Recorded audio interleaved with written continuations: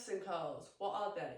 They are a great exercise for those of you in the gym, those of you that are lifting heavy weights, those of you that get their same repeated cycle of any back pain, and this is just an exercise to fill in the gaps for all of those bad form, or those lifting techniques, all those things where we're using, instead of using the big muscles, we're using those little stabilizer muscles.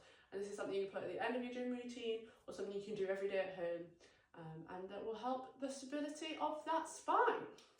So you're going to need a little step, a little platform, because the idea is we want to be able to go past negative, so past our feet, okay? This is an exercise that you're going to do with absolutely no weight. You'll think, oh, this is really easy, and then by the time you're end of your set of 10 or 12, you're going to notice it a little bit more.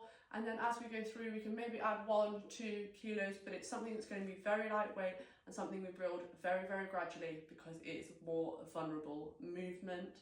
So we're not trying to create injuries, we're going to move very slowly, and we're going to progress nice and slowly, okay?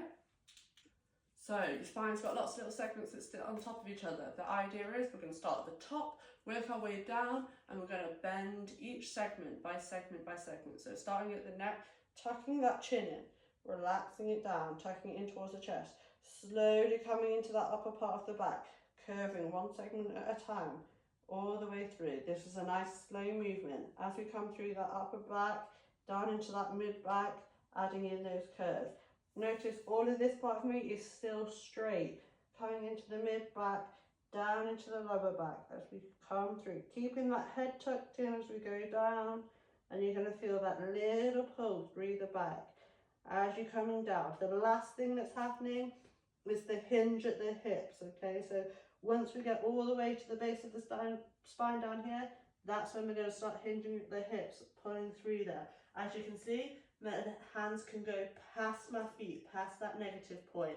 And if you're holding any weight here, that would be able to go down. Ideally, you should be able to get further than you can if you were just stretching through the legs, okay? When you get to the bottom, you're going to do the exact same thing on the way up. So segment by segment, slowly unhinging those hips, starting at the lower back, segments by segment, rolling it up and straightening back out. So if we're down here, we're going to unhinge those hips. We're going to slowly roll it back up, all the way back up, one segment at a time, unrolling those spines, letting everything stay nice and relaxed, and slowly lifting up that head until we're back at the top. You're going to do 10 or 12 in a row, and it's something you can do daily, and that will just help increase that stability. So I'll show you from the side. So nice and straight to start with, starting with that head, tucking that chin in, rounding out the upper back into those shoulders, slowly curving down through that mid back, coming a little bit lower into the lower part of that mid back and the upper part of that lower back.